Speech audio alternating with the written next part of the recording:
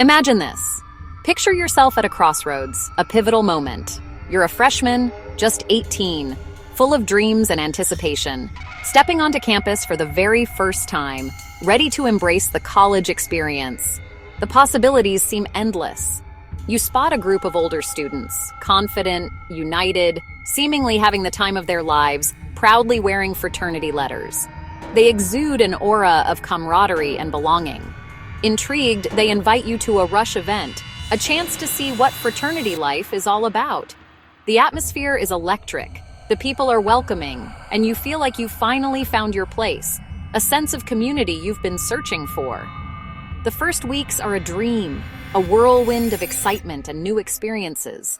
Parties filled with laughter and music, study sessions where you collaborate and support each other.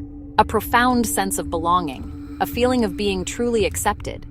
But soon, subtly at first, things begin to shift. The initial euphoria fades, revealing a darker undercurrent. Friendly handshakes become commands, expectations become demands. Late-night talks turn into late-night lineups in a cold basement, the atmosphere heavy with unspoken pressure. They call it pledge education, a period of intense bonding and learning, a tradition, a rite of passage meant to forge unbreakable bonds. You desperately want to believe it's worth it, that the end justifies the means, so you rationalize the sleepless nights, telling yourself it's just temporary, the forced drinking, dismissing it as harmless fun, the humiliating tasks, convincing yourself it's all part of building character. But the game escalates, pushing boundaries further and further. One night you're blindfolded, stripped of your senses and your agency, driven miles away, far from the familiar comforts of campus, and left in the woods with only a riddle, a cryptic clue to guide you, to find your way back, alone and vulnerable in the darkness. Fear sets in, a cold wave washing over you. Is this brotherhood? Is this respect? Or is it something else entirely, something darker and more sinister? To question the process, to voice your concerns, is to risk being labeled weak, a pariah, an outsider, losing everything you've worked for, the friendships, the acceptance, the sense of belonging. The promise of belonging now feels like a threat, a constant reminder of what you could lose. You make it back, exhausted, both physically and emotionally drained, only to face more challenges, more tests of your loyalty and endurance. The mental toll is worse than the physical, the constant pressure weighing heavily on your mind. Your grades slip, your academic performance suffers. You feel isolated from your friends and family, increasingly alone in your struggle, and you barely recognize yourself in the mirror, the person staring back, a shadow of who you once were. The hopeful freshman is gone, lost in the haze of exhaustion and disillusionment, replaced by someone anxious and conflicted, questioning everything you thought you knew. You ask yourself, searching for answers in the depths of your soul, is this really worth it? Is this the brotherhood you envisioned, or something far more damaging? For years, stories like this were whispered, hidden behind a wall of silence. But what if that wall could be torn down? Enter the Campus Hazing Transparency Report. This public record details every reported hazing incident at a university. Names, dates, descriptions, and consequences. It turns rumors into facts, making the dangers of hazing real and measurable. Now, students and parents can make informed choices about which organizations to join. The report holds groups accountable, deterring misconduct by making it public. It's a shift from secrecy to openness. When actions are documented for all to see, the stakes are higher. Organizations risk losing their charter and reputation. The report forces a conversation about safety, respect, and integrity. It's the first step toward real change.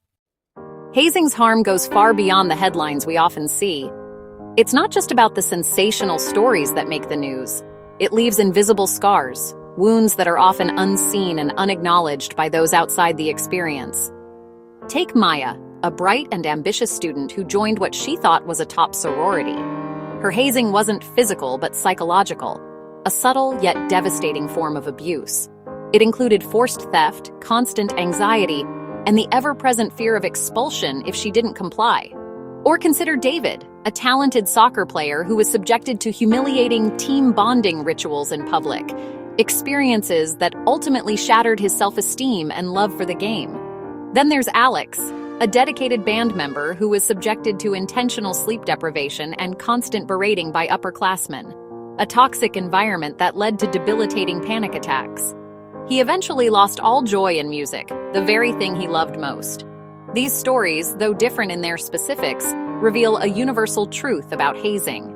It's fundamentally a violation of trust, a betrayal of the bonds that should unite us. It tragically twists the natural human desire for connection and belonging, turning it into a weapon of control and manipulation. While the physical bruises may eventually fade with time, the emotional wounds inflicted by hazing, the crippling anxiety, the pervasive depression, and the profound loss of self-worth can last for years, casting a long shadow over a person's life. We must ask ourselves, why do we continue to allow traditions that break people down and inflict lasting harm, all in the misguided name of building them up? These personal accounts force us to confront the true and devastating cost of hazing, demanding that we acknowledge its profound impact. The price of belonging to a group or organization should never, ever be your personal well-being or your mental health. It's time to critically question these so-called traditions and demand a better, safer, and more respectful environment for everyone. The Transparency Report is more than just a list of incidents. It's a powerful catalyst, driving real change on campus. Now, consequences are public and widely accessible. A group's suspension for hazing, for example, is visible to all. This increased scrutiny inevitably leads to stronger rules and regulations, and, crucially, real enforcement of those rules. Universities adopt clear zero-tolerance policies against hazing and implement mandatory anti-hazing education programs for all students. The report acts as a public scorecard, showing progress and areas for improvement. No one wants to be seen as negligent in protecting their students. Students use the data to demand action from university leadership, ultimately fostering safer and more supportive campus communities. It empowers bystanders to step in and make a difference, and directly challenges the dangerous myth that hazing is just harmless fun. Accountability shifts the entire campus culture, moving from secrecy to prioritizing safety. Preventing hazing effectively becomes everyone's shared responsibility. The report ensures that valuable lessons are learned from past incidents, and that those lessons are never forgotten. Data is vital. It provides the foundation for understanding the scope and impact of hazing, but stories bring the issue to life, adding a human dimension that statistics alone can't capture. They resonate on a personal level, fostering empathy and understanding.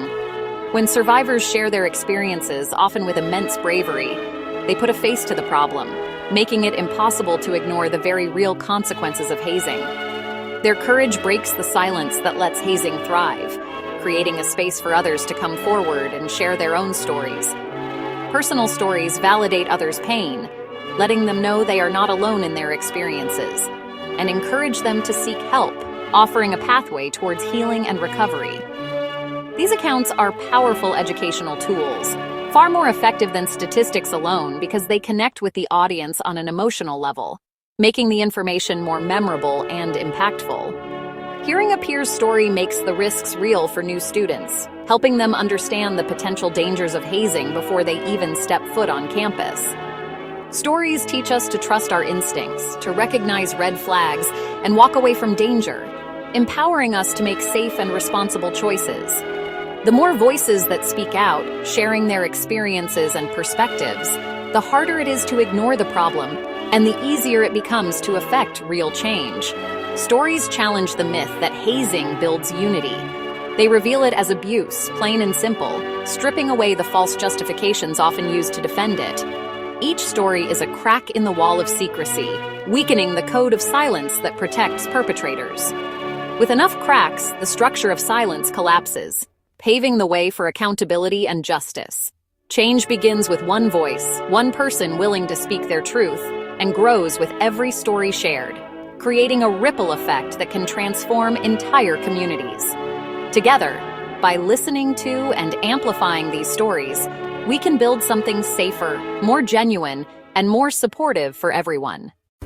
The shift from hazing's silence to a culture of safety is real and growing. Transparency and survivor courage are driving this change. Imagine a campus where every group's history is open and new members are welcomed with respect. When organizations know they're being watched, the pressure is on them to prove their worth through positive actions. Students are leading the charge: journalists, leaders, bystanders who refuse to look away. Every act of integrity builds momentum for change. The strongest bonds are forged in respect, not fear. We must support transparency laws, create safe spaces for stories, and encourage asking for help. The silence is breaking. We're building a culture of accountability and support. The future is bright, and every student deserves to belong without sacrificing safety or dignity. We've seen the pain of hazing and the hope of change. Now, the story turns to you. The future of your campus is in your hands. Every day, you can choose to build a culture of safety. Will you research organizations, ask tough questions, and challenge harmful traditions?